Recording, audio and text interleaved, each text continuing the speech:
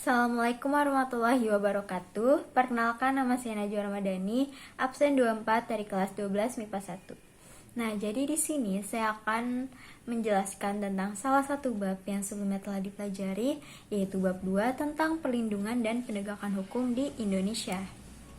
Nah, di sini ada tulisan, masyarakat selalu mendambakan kehidupan aman dan damai.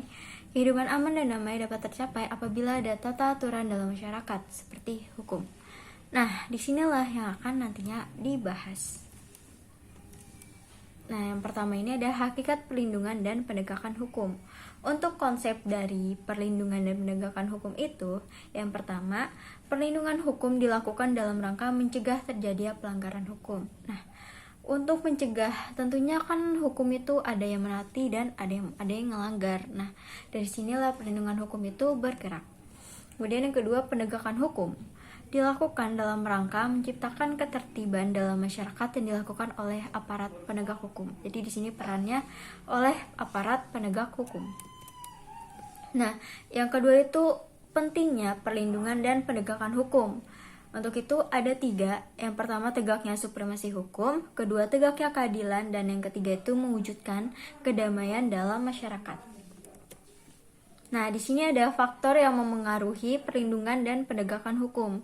Yang pertama itu ada penegak hukum, kedua sarana atau fasilitas, yang ketiga itu masyarakat, keempat itu kebudayaan, dan yang kelima itu hukumnya atau hukum yang berlaku. Nah, di sini ada peran lembaga penegak hukum dalam menjamin keadilan dan kedamaian. Yang pertama itu ada peran dari Kepolisian Negara Republik Indonesia.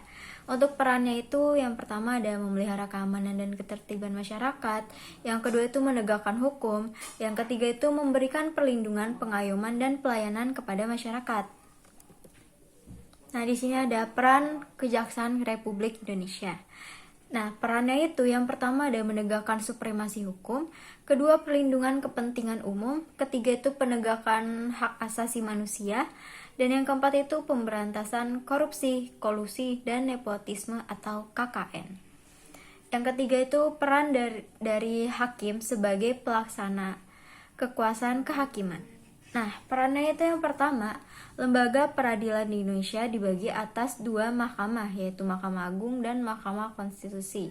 Nah, jadi di sini hakim itu berperan dalam lembaga peradilan ini. Nah, yang kedua itu hakim adalah penjabat peradilan negara yang diberikan wewenang oleh undang-undang untuk mengadili. Jadi hakim ini sudah diberikan wewenang. Nah, di sini ada peran Komisi Pemberantasan Korupsi atau KPK. Nah, perannya itu melakukan pemberantasan tindak pidana korupsi. Dan di sini ada peran advokat dalam penegakan hukum. Nah, perannya itu menegakkan hukum dan memberikan rasa keadilan kepada setiap orang yang membutuhkan jasanya atau yang membutuhkan jasa dari si advokat ini. Nah, di sini ada selanjutnya dinamika pelanggaran hukum. Yang pertama itu berbagai kasus pelanggaran hukum. Nah, kasusnya itu yang pertama pandangan pelaku yang menganggap kejahatan sebagai sesuatu yang biasa. Nah, ini sering terjadi kan tentunya. Yang kedua itu hukum yang berlaku sudah tidak sesuai perkembangan masyarakat. Kemudian di sini ada contoh pelanggaran hukum. Untuk di lingkungan keluarga itu, misalnya menonton acara televisi yang tidak sesuai usia anak-anak.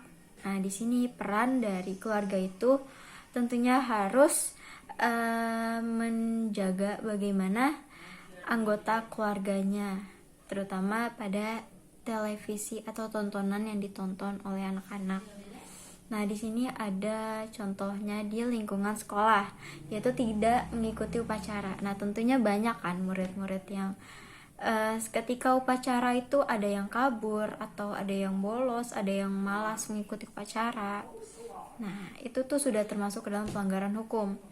Nah, ketiga itu di lingkungan masyarakat, yaitu mangkir tidak tugas ronda malam. Nah, maksudnya itu ketika sudah waktunya ronda malam dan tepatnya itu pada bagian dia bertanggung jawab. Nah, orang yang sudah diberikan tanggung jawab ini tidak melaksanakannya, itu sudah melanggar hukum.